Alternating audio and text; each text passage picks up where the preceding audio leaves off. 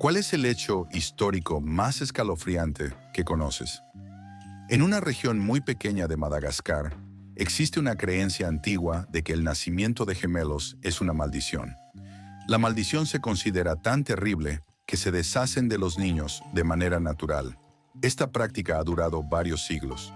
Sin embargo, en algún momento, las estructuras internacionales de adopción de niños tomaron el control de la situación. Así fue como me convertí en canadiense. Antes de la batalla de Stalingrado, la ciudad de Stalingrado tenía alrededor de 500,000 de habitantes. Después de la batalla, solo quedaron 2,000 personas. La Unión Soviética sufrió las mayores pérdidas durante la Segunda Guerra Mundial. Hasta el día de hoy, la población de esos países no se ha recuperado. Cada año, alrededor de 100,000 japoneses desaparecen sin dejar rastro. Se les conoce como yohatsu o evaporados.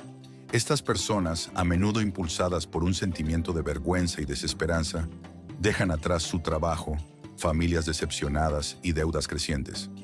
La práctica de la fotografía post-mortem, cuando las familias fotografiaban a sus seres queridos fallecidos como si aún estuvieran vivos, a menudo en poses realistas, era común en el siglo XIX debido a la rareza de la fotografía y la alta tasa de mortalidad.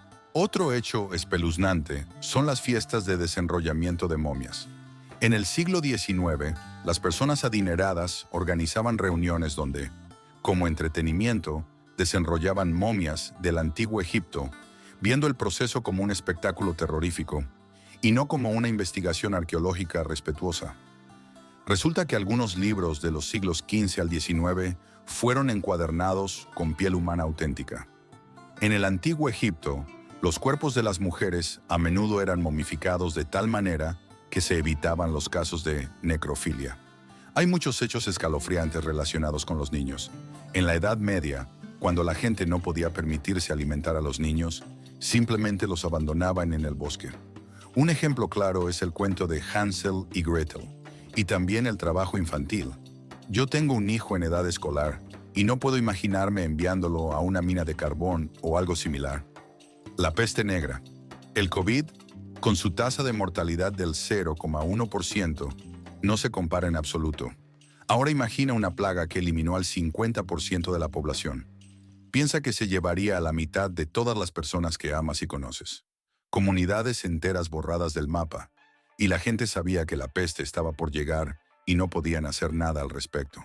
A menudo vemos películas post-apocalípticas, pero a menudo olvidamos que en nuestra historia ha habido varios apocalipsis reales, guerras, enfermedades y más. En comparación, la mayoría de las películas palidecen. Hubo un tiempo en que un color llamado marrón momia estaba de moda. Esta pintura se fabricaba moliendo momias egipcias. Dejó de estar de moda cuando las momias se volvieron escasas. 3 marineros sobrevivieron al hundimiento de un barco en West Virginia, en Pearl Harbor. Sin embargo, después de 16 días murieron por la falta de aire. La marina sabía que estaban allí, pero no pudieron alcanzarlos. Durante la Segunda Guerra Mundial, ERU fabricó más de 1,5 millones de medallas Corazón Púrpura, que se otorgan a los militares muertos o heridos en servicio. La razón por la que se produjeron tantas fue que se esperaba más de 1 millón de bajas en una hipotética invasión de Japón continental. Pero debido a la decisión de Japón de rendirse tras los bombardeos nucleares de Hiroshima y Nagasaki, eso no sucedió. Las medallas emitidas entonces aún se entregan a los militares estadounidenses, y probablemente no se necesitará producir más durante mucho tiempo. Genghis Khan exterminó a más de 1/3 de la población mundial. Él y sus descendientes violaron a tantas mujeres que hoy en día, 1 de cada 10 asiáticos lleva su ADN y se considera descendiente directo. La historia de una chica local llamada Octavia Hatcher perdió a su hijo de 10 años, cayó en una depresión y enfermó de una enfermedad que la llevó a un coma y fue declarada muerta. La práctica de embalsamamiento no era común en ese momento, por lo que fue enterrada rápidamente para evitar el mal olor. En los días siguientes, algunos vecinos enfermaron de la misma enfermedad, provocada por la picadura de un insecto, y al cabo de un tiempo se recuperaron. Resultó que Octavia fue enterrada viva. Su ataúd estaba arañado por dentro. Intentó salir, pero murió por falta de oxígeno. Ahora hay un monumento de tamaño natural sobre su tumba. Los dientes de George Washington no estaban hechos de madera, estaban hechos de dientes de esclavos. Al menos tenía una mandíbula protésica de madera, pero la que usaba con más frecuencia estaba hecha con dientes de esclavos. El dispositivo Knock-a-Book fue desarrollado para que los afroamericanos pudieran comprar zapatos sin probárselos. En la América de los años 30, a los negros no se les permitía probarse zapatos. El señor Charles Brannock fue testigo de cómo en una zapatería las jóvenes madres afroamericanas usaban huellas de papel recortadas de los pies de sus hijos y decidió ayudar. La CIA usó LSD en pacientes psiquiátricos para tomar el control de sus mentes. Inicialmente uno de los planes era intentar establecer el control sobre la mente humana y crear un candidato manchú. Pero después de un tiempo simplemente dijeron, al diablo, vamos a darle ácido a toda esta gente y ver qué pasa. Imagina esto. Das la orden de cultivar amapola para opio en lugar de alimentos, matando a millones de personas y destruyendo una sociedad al inundarla con ese opio. Cuando intentan detenerte, inicias 2 guerras para obligar a la gente a comprar tus drogas. Ganas la guerra y obtienes Hong Kong durante 100 años, que se convierte en el punto de entrada para mantener la adicción de los chinos.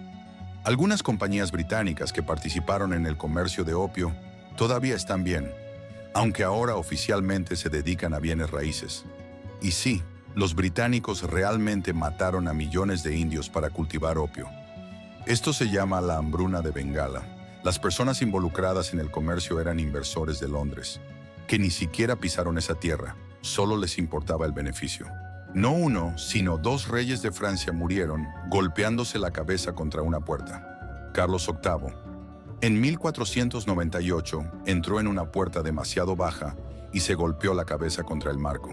Sufrió una lesión cerebral traumática y murió 9 horas después.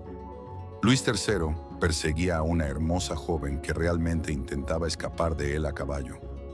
El 5 de agosto de 882, cuando ella atravesó las puertas de la fortaleza, el caballo pasó, pero el rey no. Sufrió una fractura de cráneo y murió. Un hombre de Nueva York extrañaba a sus amigos, quienes estaban luchando en Vietnam. Se fue a la zona de combate a miles de kilómetros de distancia, donde encontró su ubicación y les entregó cerveza y cartas de sus seres queridos. Incluso escribió un libro sobre esto llamado La mayor expedición de cerveza de la historia. Esto ocurrió durante la Guerra Hispano-Estadounidense. El gobernador español de la isla de Guam no sabía de la guerra cuando apareció un buque de guerra estadounidense. Estaba muy contento de verlo, pensando que era una visita habitual. Qué equivocado estaba. Me imagino la incomodidad de la tripulación del buque de guerra. En ese momento las baterías defensivas de Guam no tenían pólvora, así que enviaron un bote al grupo operativo estadounidense para pedirles pólvora, ya que planeaban hacer una salva de bienvenida, como era costumbre en ese tiempo. El bote, incluido su comandante, fue capturado por los militares estadounidenses, quienes les informaron que planeaban tomar la isla. Se dice que el dramaturgo griego Esquilo murió porque un águila dejó caer sobre su cabeza, ya sea una tortuga, confundiéndola con una piedra, o una piedra, pensando que su calva era un huevo. La caída del muro de Berlín. Para calmar las crecientes protestas, los funcionarios de la RDA decidieron relajar las restricciones de viajes entre el este y el oeste, sin abrir por completo la frontera. Los documentos con las nuevas reglas se pasaron al portavoz, que no tuvo tiempo de leerlos antes de la conferencia de prensa. Los viajes privados a través de la frontera ahora pueden realizarse con permiso previo, dijo. Los periodistas sorprendidos pidieron más detalles. Hojeando rápidamente sus notas, declaró que, según tenía entendido, las indicaciones ya estaban en vigor. En realidad, debían entrar en vigor al día siguiente, y los documentos detallaban cómo solicitar una visa. Pero la noticia se transmitió inmediatamente en todos los canales de televisión, y una gran cantidad de habitantes de Alemania del Este acudió a la frontera. Cuando la frontera se vio desbordada por personas que deseaban reunirse con sus familiares o huir de la RDA, los guardias fronterizos se encontraron en minoría. Además, no recibieron la orden de no disparar a la multitud, sino de abrir la frontera. Un puñado de guardias, enfrentándose a cientos y miles de ciudadanos, decidió no disparar, ya que no querían provocar una estampida que causara la muerte de cientos de personas.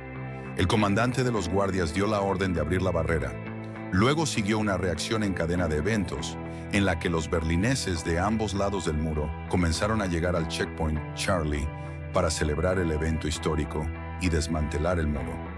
Así, una declaración imprudente de un funcionario mal preparado y la incapacidad del comandante de los guardias para mantener el orden llevaron a uno de los momentos decisivos del final del siglo XX en Europa. Asegúrate de suscribirte a nuestro canal para no perderte las nuevas discusiones súper interesantes. Mientras tanto, te invitamos a ver nuestros otros videos.